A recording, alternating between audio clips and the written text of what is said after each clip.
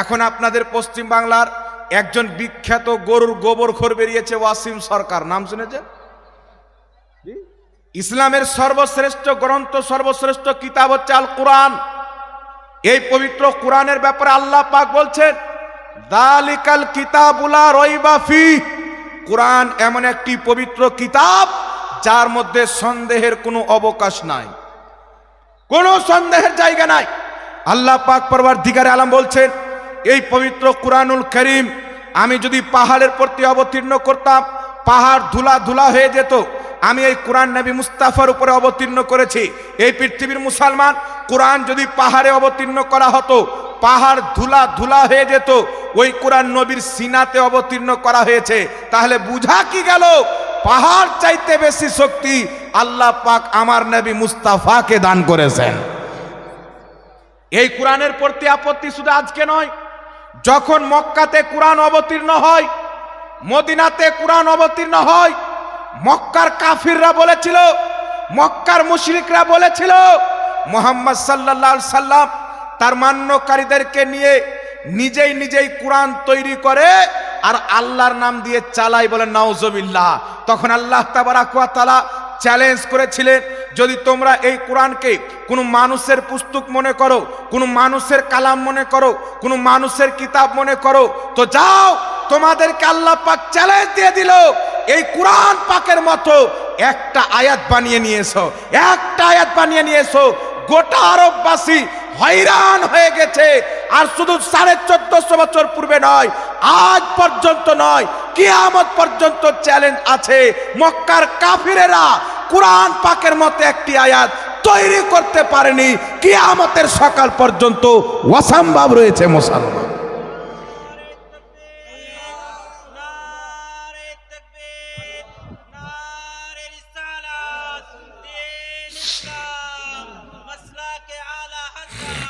এই পৃথিবীর মুসলমান, এই পবিত্র কুরআনুল কারীমের মতো একটি আয়াত, এই উট আপনার গরুর পেশাব খানেওয়ালা, গরুর গোবরখোর ওয়াসিম, যার মুখ দেখলে মনে হয় শয়তানের বাথরুম টয়লেট, এ কুরআন পাকের প্রতি আমল তুলছে যে শয়তান কুরআন লিখেছে।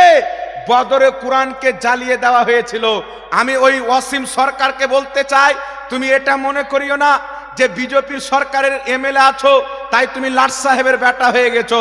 মুসলমানের ঘরকে জ্বালিয়ে দেওয়া হলে মুসলমান সহ্য করতে পারে।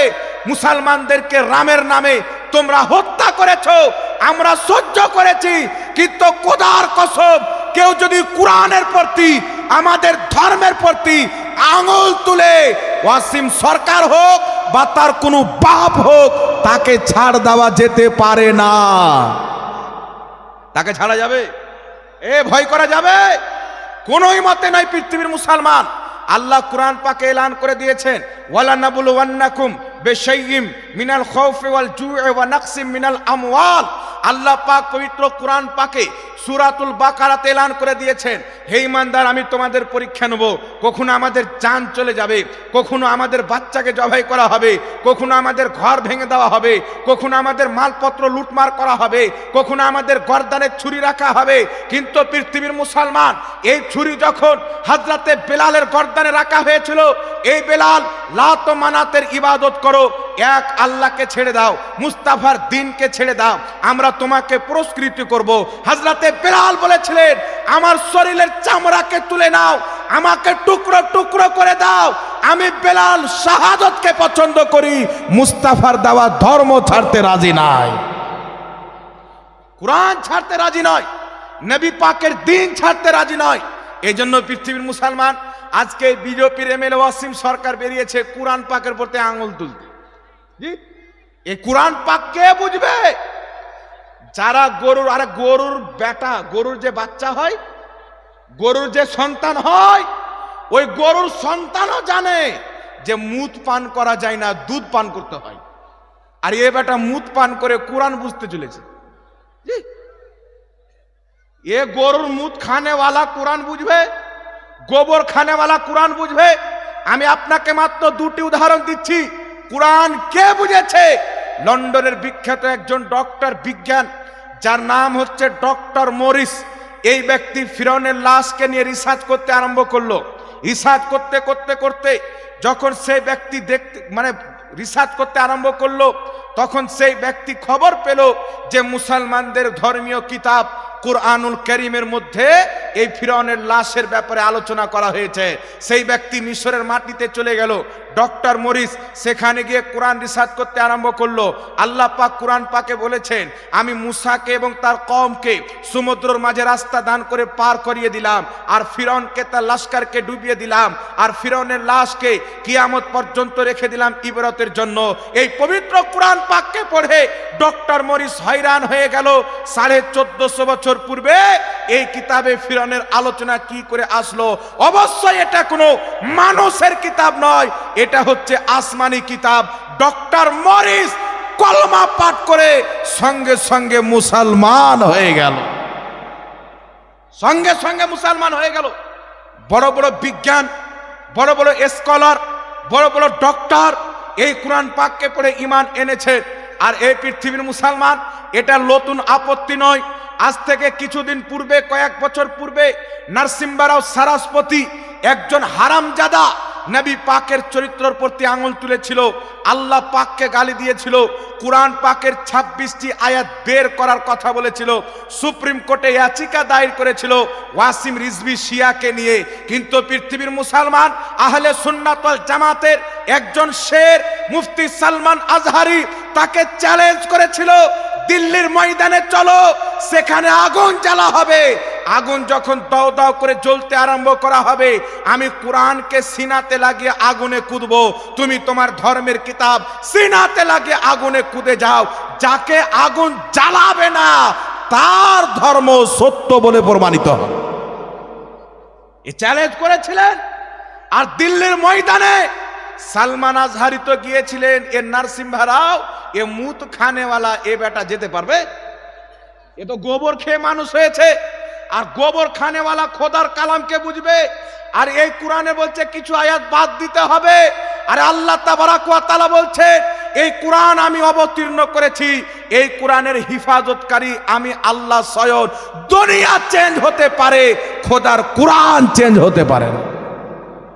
তুমি যদি ভদ্রলোক হতে, যদি তুমি ভালো মানুষ হতে, তোমার মধ্যে যদি মানবতা থাকতো, তোমার ব্রেনে যদি গোবর আর মুত না ভরা থাকতো, তাহলে তুমি ইসলামিক স্কলারদের সঙ্গে যোগাযোগ করতে যে এই আয়াতের ব্যাখ্যা কি আমাকে বুঝিয়ে দাও, আমরা বুঝাতাম।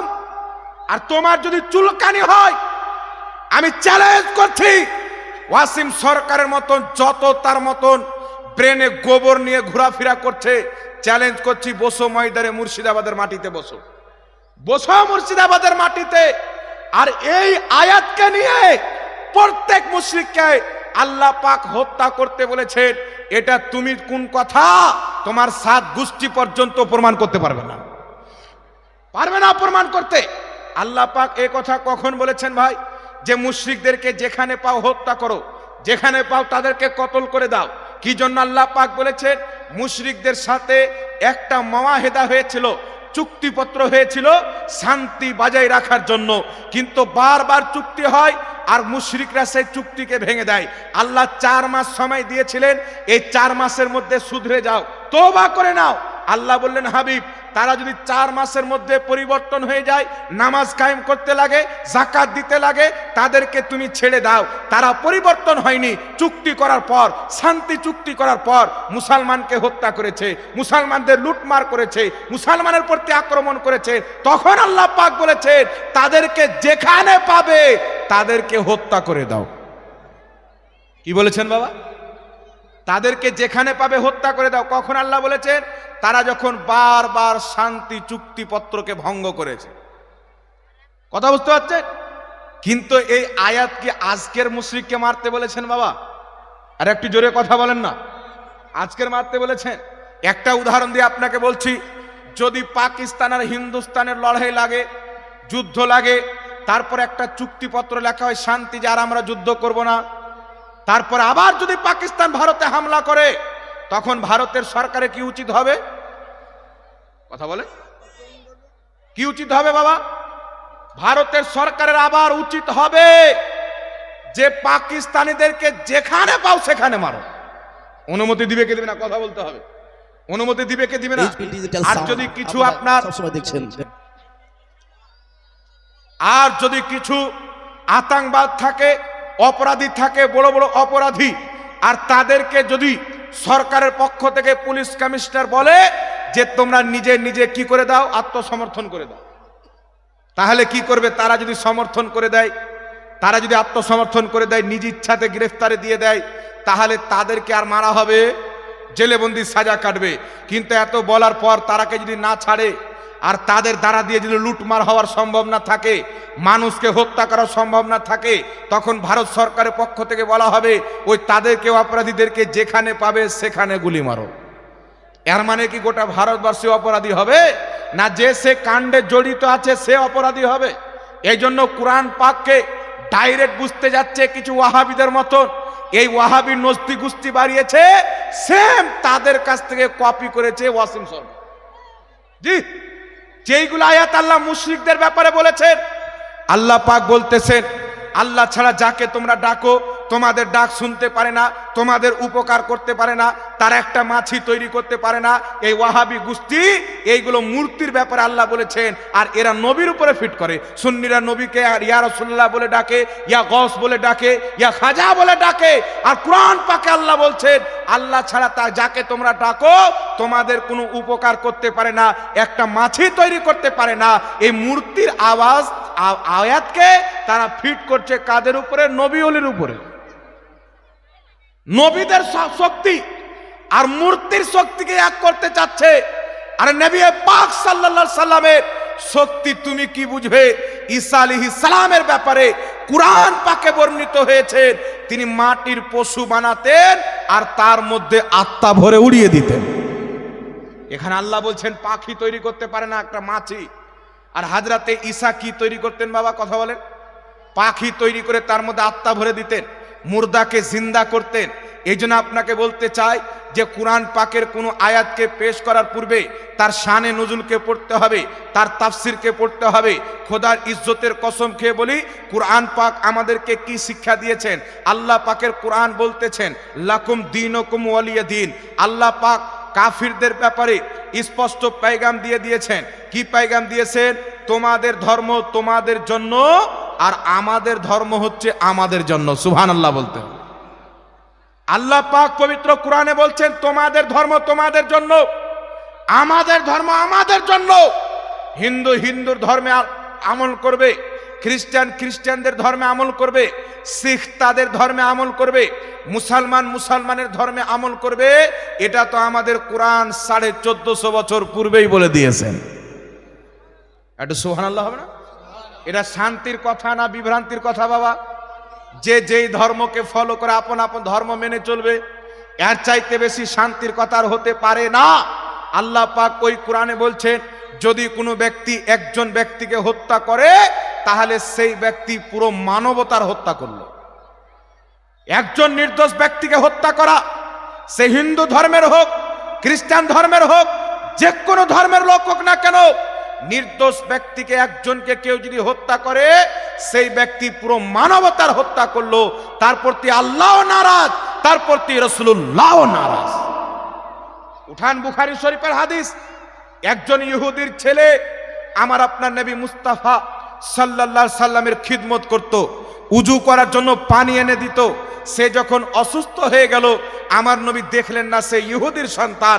নবী পাকের কানে খবর এসে আমার আপনার নবী মুস্তাফা তার ইয়াদাতের জন্য চলে গেছেন, তার বাড়ি চলে গেছেন দেখার জন্য। এই জন্য পৃথিবীর মুসলমান এইগুলো বিভ্রান্তিমূলক কথা কেন বলছে আপনারা তো ভালোভাবে জানেন না। কি বলেন? মুসলমানকে গালি না দিলে ওয়াসিম সরকার ব্যাটার পেটের ভাত জমবে না। মুসলমানকে গালি না দিলে দিল্লিতে মোদির কুরসি টিকবে না। মুসলমানদের ব্যাপারে ফিতনা না ছড়ালে আপনার বিজেপি এমএলএরা ভোট পাবে না। মুসলমানদের ব্যাপারে ঘৃণা না ছড়ালে তাদের রুজি রুটি চলবে না। এই জন্য মুসলমানদেরকে আল্লাহ পাক এত বড় একটা নিয়ামত বানিয়েছে যে আমাদেরকে গালি দিয়ে তোমাদের পেট চলে বেটা না। কি বলেন? ও গালি দেওয়া বন্ধ করে দেখ, ও ভোট পাবে না। এই জন্য আপনাদেরকে বলতে চাই, এই ধরনের গুখোর আর মুতখোরকে বলতে চাই হিম্মত যদি থাকে ইসলামিক স্কলারদের সাথে বসে তুমি যেই কথাটা বলেছো প্রমাণ করো। কিয়ামত পর্যন্ত তুমি প্রমাণ করতে পারবে না, কারণ তুমি কোরআন পাকের নামে মিথ্যাচার করেছো, আর মিথ্যাচার না করলে বিজেপি হওয়া অসম্ভব রয়েছে। না কি বলেন? যখন নরেন্দ্র মোদী মিথ্যা বলছে, বিজেপির লিডার মুখ প্রধানমন্ত্রী, তো ছোট মোটো এমএলএরা তো বলবেই। এই জন্য আমি আপনাকে বলতে চাই বাবা, কোরআনের প্রতি কেউ যদি আঙুল তুলে বলেন, তো কেউ যদি চাঁদের উপরে থুপ ফেলে তো থুপটা চাঁদে পড়বে না ওর মুখে পড়বে? তো ওয়াসিম সরকার নিজের পরিচয় দিয়েছে কোরআনকে ভুল ধরতে গিয়ে। ও নিজের প্রচার দিয়েছে যে আমি গরুর পেশাব আর গরুর গোবর ছাড়া কিছুই খাই না। এদের চাইতে তো গরুর বাচ্চাটা ভালো আছে। ও জানে যে মুখ পেশাবের জায়গাতে লাগাতে হবে না, দুধের জায়গাতে লাগাতে। তাহলে ওর সাথে আপনি কি কথা বলবেন? যে মুখ খেয়ে মানুষ হয়েছে, বড় বড় ডক্টর কোরআনকে রিসার্চ করেছে, আল্লাহ তাদেরকে হেদায়াত দান করেছে। জোরে বল সুবহানাল্লাহ। এই জন্য পৃথিবীর মুসলমান, আল্লাহ পাক আমাদেরকে কোরআন পাক দিয়েছেন, আর দ্বীন ইসলাম আমাদেরকে দিয়েছে। আরেকটি কথা সবচাইতে গুরুত্বপূর্ণ বর্তমান যুগে মনে রাখবেন, আল্লাহ তাবারাক ওয়া তাআলা আমাদেরকে মুসলমান বানিয়েছে, কিন্তু নবী মুস্তাফা 1450 বছর পূর্বে আমাদেরকে সচেতন করেছে, খবরদার মুসলমান নামে 73টি দল হবে। কটি দল হবে? 73টি দল হবে। 72টি জাহান নামে যাবে, একটি জান্নাতে যাবে। যে দলটি জান্নাতে যাবে তার নাম আব্দুল্লাহ ইবনে আব্বাস সাহাবী রাসূল তাফসীর ইবনে আব্বাসের মধ্যে বলতেছেন, যে দলটি জান্নাতে যাবে তার নাম হবে আহলে সুন্নাত ওয়াল জামাত, যার শর্ট নাম হচ্ছে সুন্নি জামাত। এই জন্য পৃথিবীর মুসলমান বর্তমান জামানাতে দেখবেন সুন্নিদের বিরুদ্ধে অনেক লোক লেগে পড়ে আছে। দেওবন্দি বলেন, তবলিগি জামাত বলেন, আহলে হাদিস বলেন। আমি একটাই কথা বলতে চাই ভাই, আহলে হাদিস হন, দেওবন্দি হন, তবলিগি জামাত হন, আপনার বিষয় আপনি কি হবেন। তবে আপনাকে বলতে চাই, 1847 সালের পূর্বে ইংরেজদের হুকুমত আসার পূর্বে সারা পৃথিবীতে কোনো আহলে হাদিস নিজের একটা মসজিদ মাদ্রাসা দেখাতে পারে না, কোনো দেওবন্দি নিজের একটা মসজিদ মাদ্রাসা দেখাতে পারে না, কোনো তবলিগি জামাত নিজের কোনো মসজিদ মাদ্রাসা দেখাতে পারে না। 1847 পূর্বে না কোনো দেওবন্দি ছিল, না কোনো তবলিগি জামাত ছিল, না কোনো আহলে হাদিস ছিল। সারা পৃথিবীর জমিনে এদের কোনো মসজিদ মাদ্রাসা, এদের কোনো আলামত আপনার 1847 পূর্বে সারা পৃথিবীর মাটিতে নাই। কিন্তু সুন্নি জামাত, আহলে সুন্নাত ওয়াল জামাতের আলামত যদি খুঁজতে চাও, আজ থেকে 1200 বছর পূর্বে সারা পৃথিবীর সবচাইতে বড় মাদ্রাসা জামে আজহার মিশর তৈরি যারা করেছিল, ওই তৈরি করনেওয়ালা সুন্নি জামাতের লোক ছিল। 1250 বছর পূর্বে চলে যান, সুন্নি জামাত পাবে। আজ থেকে 550 বছর পূর্বে শেখ আব্দুল হক মুহাদ্দিস দেহলভী সুন্নি জামাতের লোক ছিলেন। আজ থেকে 900 বছর পূর্বে খাজা মঈনুদ্দিন চিশতি সুন্নি জামাতের লোক ছিলেন। নিজামউদ্দিন আউলিয়া সুন্নি জামাতের লোক ছিলেন। বাবা ফরিদ গঞ্জে শাকার সুন্নি জামাতের লোক ছিলেন। কুতুবউদ্দিন বখতিয়ার কাকি সুন্নি জামাতের লোক ছিলেন। হযরতে মাদার সুন্নি জামাতের লোক ছিলেন। হযরতে গাজী সুন্নি জামাতের লোক ছিলেন। সাবিরে কালিয়ারি সুন্নি জামাতের লোক ছিলেন।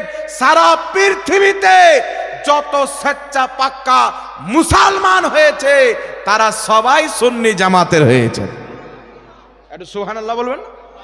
তো যদি দেওবন্দি সত্য হতো, তো 1847 দেওবন্দ মাদ্রাসার পূর্বে একটা তাদের আকীদার মসজিদ দেখাক, মাদ্রাসা দেখাক। এই যে বর্তমানে ফুচকা লোক বেরিয়েছে, মার্কেটে কিছু লোক বেরিয়েছে, এরা বলতে যাচ্ছে কিয়াম করা যাবে না। আছে না নাই বাবা? এ কথা বলেন। এরা বলছে কিয়াম করা যাবে না। আমি আপনাদেরকে এত লোককে সাক্ষী রেখে চ্যালেঞ্জ করতেছি, এখানে উলামা আহলে সুন্নাত বসে আছেন, আল্লাহর কসম খেয়ে বলছি, আল্লাহর কসম, সারা পৃথিবীর দেওবন্দি যদি একদিকে হয়ে যায়, আমি যদি একাই একদিকে থাকি, ওর বাপ পর্যন্ত কিয়ামকে নাজেজ প্রমাণ করতে পারবে না। সারা পৃথিবীর দেওবন্দি পারবে না। ওদের কিতাব থেকে দেখাবো কিয়াম করা মুস্তাহাসান এবং মুস্তাহাব। সুবহানাল্লাহ বলেন। দেওবন্দিদের মৌলভী আশরাফ আলী থানভী নিজের কিতাব ইমদাদুল মুস্তাকের মধ্যে কিয়াম করাকে বৈধ বলেছেন। দেওবন্দীদের 33 জন মৌলবীর সিগনেচার আল মুহান্নাদ আলাল মুফান্নাদ কিতাবের 71 পৃষ্ঠার মধ্যে লিখেছে কিয়ামকে অস্বীকার করা ভুল। অসংখ্য ইমামগণ এই কিয়ামকে নবীর সম্মানের খাতিরে, নবীর আজমাতের খাতিরে মুস্তাহাসান উত্তম কাজ বলেছেন। জোরে বল সুবহানাল্লাহ। 550 বছর পূর্বে শায়েখ আব্দুল হক মুহাদ্দিস দেহলভী উনি আখবারুল আখিয়ার কিতাবে নিজে কিয়াম করেছেন, কিয়াম করাকে জায়েজ লিখেছেন। আজ থেকে শত শত বছর পূর্বে ইমাম ইবনে হাজার আসকালানি ফাতহুল বারিতে সম্মানার্থের কিয়ামকে জায়েজ বলেছেন। ইমাম মুল্লা আলী কারি মিরকাতের মধ্যে সম্মানার্থের কিয়ামকে জায়েজ বলেছেন। ইমাম নববী রাহমাতুল্লাহ আলাইহি একটা পুরো কিতাব লিখেছেন, কিতাবটির নাম হলো আল কিয়ামুল আহলিল ফাজাল। এই কিতাব লিখে তিনি স্পষ্ট প্রমাণ করেছেন সম্মানিত ব্যক্তির সম্মানে দাঁড়িয়ে যাওয়া এটা সওয়াবের কাজ, গুনহার কাজ নয়। জোরে বল সুবহানাল্লাহ। কিন্তু চিন্তা করেন বিরাদর ইসলাম, বড় বড় মুহাদ্দিস, বড় বড় ইমাম বলছেন নবী পাকের সম্মানে যে কিয়াম করা হয় এটা সওয়াবের কাজ। ইমাম হালবি রাহমাতুল্লাহ আলাইহি বিশ্ববিখ্যাত মুহাদ্দিস, হাফিজুল হাদিস, উনি একটি কিতাব লিখেছেন সিরাতে হালবিয়া, 3 খণ্ডে বিভক্ত, বাইরুত লেবাননের ছাপ, তার প্রথম খণ্ডের 123 পৃষ্ঠার মধ্যে ইমাম লিখতেছে নবী পাকের সম্মানে মুসলমান সবাই মিলে দাঁড়িয়ে সালাত ও সালাম পাঠ করে। এই সালাত ও সালাম পাঠ করা এটা হচ্ছে মুস্তাহাব, যারা করবে আল্লাহ তাদেরকে সওয়াব দান করবে। জোরে বল সুবহানাল্লাহ। কিন্তু দুঃখের কথা হচ্ছে কি বাবা জানেন, কিছু ফুচকা মৌলবি বেরিয়েছে, একটা বর্ধমানের দিকে গোপাল ভাড় বেরিয়েছে, আপনারা দেখেছেন? ওর একটা বক্তব্য শুনলাম, আমাকে বলছে গুটকাখোর হারামখোর, মানে ও ডাব চুরি করে খেয়েছে ওটা হালাল, আর আমি হালাল ইনকাম করে খেয়েছি তো আমি হারামখোর। ও গুজরাটের মাদ্রাসায় মাছ চুরি করে খেয়েছে, এটা হারাম নয়। ওর ওস্তাদের টিফিন চুরি করে খেয়েছে, তো এই হারামখোর 3 বার চুরি করে খেয়েছে, তারপরে ওই হালালখোর। আর আমি বাপের জন্মে চুরি করিনি, আর আমি নাকি হারামখোর। তো ওর পেট দেখলে বুঝে নিবে যে কে হারাম খায়। আমার পেট দেখেন, আর ওর যদি পেট দেখেন তো আপনি মনে মনে বলবেন বেটা মনে হয় সুয়ারের গোস্তুদা খেয়ে নেয়। আর ওদের নিকটে মুরগা খাওয়া না যায়, সুয়ার খাওয়া যায় যাচ্ছে, ও নিজেই বলেছে। এই জন্য পৃথিবীর মুসলমান এ বলতেছে কিয়ামের বয়স হলো 150 বছর। 150 বছর পূর্বে কিয়াম ছিল না, অথচ শেখ আব্দুল হক মুহাদ্দিস দেহলভী 550 বছরের ইমাম, উনি নিজের কিতাব আখবারুল আখিয়ার মধ্যে লিখছে কিয়াম করা সওয়াবের কাজ। সুবহানাল্লাহ। আর ও বেটা বলছে 150 বছর পূর্বে ছিল না। ডাহা মিথ্যা কথা হলো কি হলো না? এই জন্য যদি মিথ্যা কথা না বলে, আচ্ছা একটা কথা বলে দিই, দেওবন্দীদের কিতাব ফাতাওয়া রশিদিয়ার মধ্যে লেখা আছে, আহলে হাদিসদের কিতাব শামিয়ে তাওহীদের মধ্যে লেখা আছে, দেওবন্দি আহলে হাদিস 2 গ্রুপের ইমাম ইসমাইল দেহলভী এক রোজা কিতাবের 13 পৃষ্ঠার মধ্যে লিখছে আল্লাহ তাআলা মিথ্যা বলতে পারে। তাহলে যাদের নিকটে আল্লাহ মিথ্যা বলতে পারে ওদের মৌলবি সত্যি বলবে? কথা বলে। যাদের আকীদা আল্লাহ মিথ্যা বলতে পারে ওদের মৌলবি কত মিথ্যা বলবে আপনি চিন্তা করেন। এই জন্য এদের মুখ থেকে কুরআনও শোনা হারাম, এদের মুখ থেকে হাদিসও শোনা হারাম। যারা গৌসে আজমের মান্যকারী হবে, মঈনুদ্দিন চিশতির মান্যকারী হবে, যারা আহলে সুন্নাত ওয়াল জামাতের আকীদার প্রতি কায়েম আছে, তাদের কাছ থেকে একমাত্র দ্বীন শিখতে হবে। বলুন সুবহানাল্লাহ। আর যারা দেহবাদী আকীদা লালন করে, ইমাম আহমদ বিন হাম্বল বলতেছে যারা আল্লাহর দেহ মানে এরা হলো বিদাতি, আর ওয়াহাবিরা আল্লাহর দেহ মানে, আল্লাহর আকার আকৃতি মানে, এদের আকীদা হচ্ছে আল্লাহ মিথ্যা বলতে পারে। এই জন্য পৃথিবীর মুসলমান ইসলামের আকীদা হচ্ছে আল্লাহ মিথ্যা বলা থেকে পাক, আল্লাহ হচ্ছে নিরাকার। তো ইসলামের আকীদা মান্যকারী যারা হবে তারাই হবে জান্নাতি দলের লোক। আর যারা আল্লাহর দেহবাদী আকীদা মানবে, মুজাসসামা আকীদা মানবে, এরাই হলো 72 জাহান্নামী ফিরকার মধ্যে একটি নিকৃষ্ট জাহান্নামী ফিরকা। কথা আমার বুঝতে পারছেন কি পারেন না বাবা? আর এরাই সমাজের মধ্যে মানুষের ফিতনা ছড়ায়।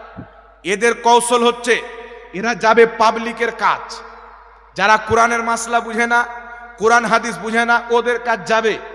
আর আমরা যদি চ্যালেঞ্জ করি তো যেইগুলো ছেলেকে ওর মাও ভালো করে চিনে না, ওরা আমাদের বিরুদ্ধে ভিডিও বানাবে। এই ডাবচোরকে খুঁজে পাবেন না।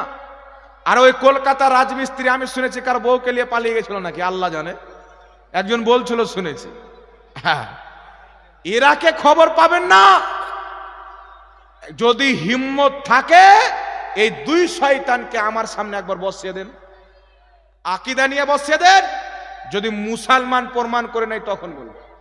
আমি এক জায়গাতে বক্তব্য দিচ্ছিলাম ডোমকলে, এটা উত্তর দিতে হবে নাকি?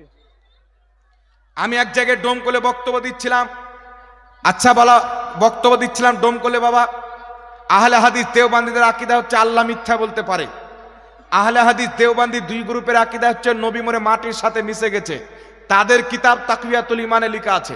আহলে হাদিস দেওবান্দী দুই গ্রুপের আকীদা হচ্ছে নবীর সম্মান বড় ভাইয়ের মতো করতে হবে। এরা দুই গ্রুপের আকীদা হচ্ছে যে নবী আল্লাহর শানের সামনে চামার চাইতেও নোংরা। এদের দুই গ্রুপের কিতাব সিরাতে মুস্তাকিম 148 পৃষ্ঠার মধ্যে লেখা আছে যে নামাজের মধ্যে যদি গরু ছাগলের স্মরণ চলে আসে নামাজ হয়ে যাবে, আর কেউ যদি নবীর দিকে স্মরণকে নিয়ে যায় তাহলে এটা শিরিক হবে, নামাজ হবে না। একটু নাউজুবিল্লাহ হবে না? এই নিকৃষ্ট আকীদা লেখার কারণে। আর শুধু এটাই নয় বাবা, আচ্ছা বলেন তো বাবা, কালকে কি হবে আল্লাহ জানে কি জানে না? কথা বলেন, একটু গুরুত্ব দিয়ে ধ্যান দিয়ে শুনেন। আর জিম্মেদারির সহিত চ্যালেঞ্জ করে বলতেছি, রেকর্ডিং হচ্ছে, কেউ যদি আমার একটা কথা বলতে পারে যে আমাদের কিতাবে নাই, জাহাঙ্গীর সাহেব এমনি ভুল করে বলে দিয়েছেন, এই জায়গাতে আবার আসো মুনাজারা করতে, তোদের হুজুরকে বসাও। ওদের কিতাব, দেওবান্দীদের কিতাব, কিতাবটির নাম হলো বুলগাতুল হাইরান। কি নাম বললাম?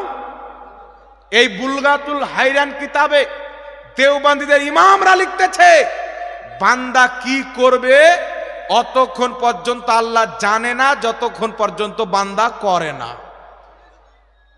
আগে বান্দা করবে, তারপর আল্লাহ জানবে, আগে জানে না। এরা তো নবীর ইলমের পড়তে আঙুল তুলেছে বাবা, কিন্তু আল্লাহকেও ছাড়েনি।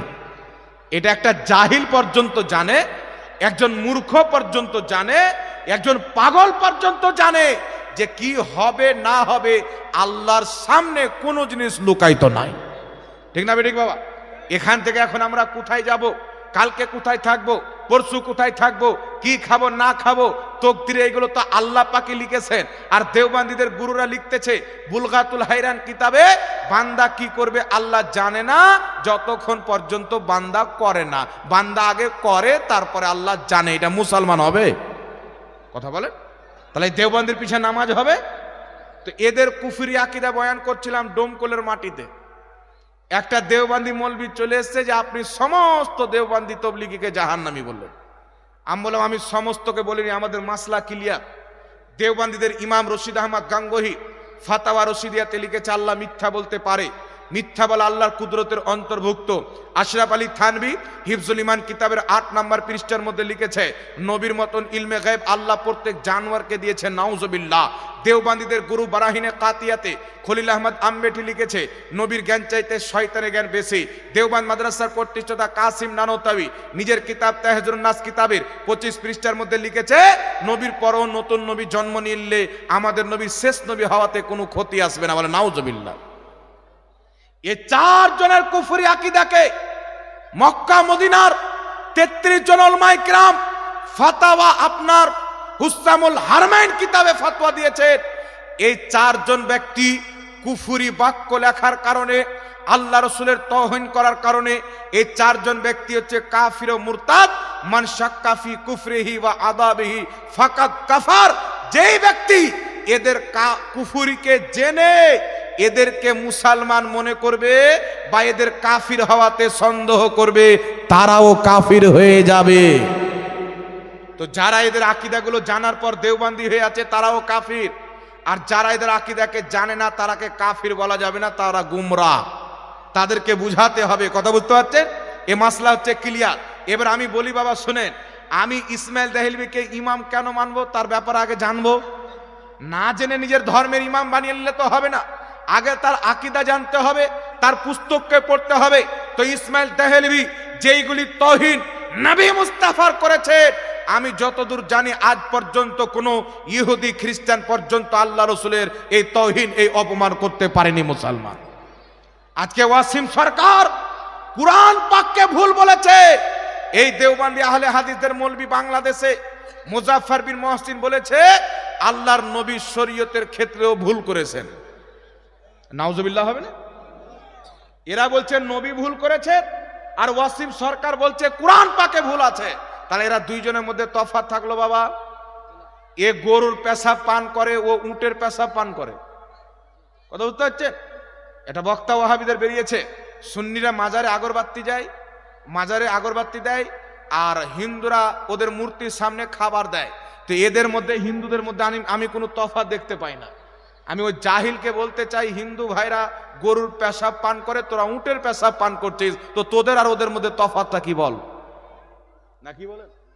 হিন্দু ভাইরা চিন্তা করলো ভগবান তো মানুষের চাইতে গ্রেট হবে, তো 4টা হাত করে দাও। আর একটা মূর্তি 4টা হাত বানিয়ে দিল। কে বলছে 6টা করে দাও, 6টা বানিয়ে দিল। কে বলছে 8টা করে দাও, 8টা বানিয়ে দিল।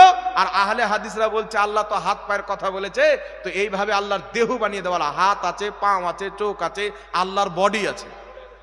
তো তোমাদের মধ্যে আর হিন্দুদের মধ্যে কি কোনো তফাৎ থাকলো বাবা? ওরা নিজেই হিন্দুর মতো। এটা আল্লাহর শুকরিয়া আদায় করেন, আমরা শবে বারাতে হালুয়া খানেওয়ালা আর তারা উটের পেশাব খানেওয়ালা। তো কারা ভালো আছে বাবা? কথা বলেন। আমরাই তো ভালো আছি না? আপনারা দেখে হবেন, জলঙ্গিতে একটা লোক বেরিয়েছে ব্রাদার রাহুল নামের, দেখেছেন? এই লোকটা ফাতাওয়া আলমগীরকে নিয়ে আপত্তি করেছে। আওরঙ্গজেব বাদশাহ রহমাতুল্লাহ আলাইহির শাসনকালে 500 জন বিজ্ঞ আলিমদেরকে একত্রিত করে এই ফাতাওয়া আলমগীরটা লেখা হয়েছে। এই কিতাবে একটি মাসলা আছে, যদি কোনো ব্যক্তি নিজের ইচ্ছা জাগে আর নিজের স্ত্রীকে তলব করে, তার স্ত্রী যদি না আসে, নিজের মেয়ের 2 রানের মধ্যে নিজের লজ্জা স্থানকে যদি পরিবেশ করে, তো তার শাহওয়াত কতটুক থাকলে তার স্ত্রী তার প্রতি হারাম হবে আর কতটুক থাকলে হারাম হবে না, ফাতাওয়া আলমগীরতে এই মসলা বয়ান করা আছে। আর এ বেটা ওর ভক্তদেরকে কানা দাজ্জাল বানাচ্ছে যে হানাফিদের কিতাব আছে স্ত্রী না আসলে ওর বেটির সঙ্গে সহবাস করতে হবে। আস্তাগফিরুল্লাহ বলেন। কত বড় চিটার! কিন্তু তাদের কিতাবে লেখা আছে, আহলে হাদিসদের কিতাব বদরুল আহিল্লার মধ্যে লেখা আছে, কোন ব্যক্তি যদি জিনাতে লিপ্ত হয় আর সেই ব্যক্তির যদি সেই জিনার মাধ্যমে বেটি হয়, সেই বেটিকে লালন পালন করে বড় করবে, যখন বিয়ে দেওয়ার সামান বেটি হয়ে যাবে, তো অন্য কোথাও বিয়ে দিতে হবে না, আর নিজের বাপ বিয়ে করতে পারবে। বুঝতে পারছেন? ওদের কিতাবে লেখা আছে হযরত। আর আমরা খোদার কসম মিথ্যা কথা বলি না। রেকর্ডিং হচ্ছে, তার কিতাব আমার গাড়িতে রাখা আছে। আলহামদুলিল্লাহ, বড় মেহনত করে কিতাব কিনেছি। এক একটার দাম 150 টাকা হবে, কিন্তু একটা কিতাব কিনতে গিয়ে আমাদের 1500 টাকাও খরচ হয়েছে। জি, নিজের মেয়ের সাথে বিয়ে করা যায়, এটা আহলে হাদিস ধর্মের কিতাবে লেখা আছে। আর আমাদেরকে বলছে জিলাপি খোর, আমাদেরকে বলছে সিন্নি খোর। ওদের কিতাব কানজুল হাকায়েকের মধ্যে ওদের ইমাম ওয়াহিদুজ্জামান লিখতেছে, আপনার কুকুরনির দুধ, সুয়ারনির দুধ, গাধীর দুধ, এটা হচ্ছে পাক। নাউজুবিল্লাহ হবে না? সুয়ার আর কুকুর যদি কোনো খাবারে মুখ দিয়ে দেয়, আহলে হাদিসদের নিকটে ওই খাবারটা পাক, খাওয়া যাবে। তো চিন্তা করেন, যারা নবী পাকের পছন্দ জিনিস হালুয়া রুটিকে চিড় করে, মিষ্টি জিনিসকে জিলাপি বলে মানুষকে আলিম উলামাদের তুচ্ছ তাচ্ছিল্যতা করে, এদের আকাবিররা এদেরকে লিখেছে সুয়ারনির দুধ পান করো, কুকুরনির দুধ পান করো, নাকি বলে উটের পেশাব পান করো। আলহামদুলিল্লাহ, আমরা আহলে সুন্নাত ওয়াল জামাত শাবে বারাতে হালুয়া রুটি খাই, মুহরমে খিচড়ি খাই, নবী দিবসে বিরিয়ানি খাই, আর তোমরা শুধু জ্বলো, কারণ তোমরা তো উটের পেশাব খাও রে ভাই।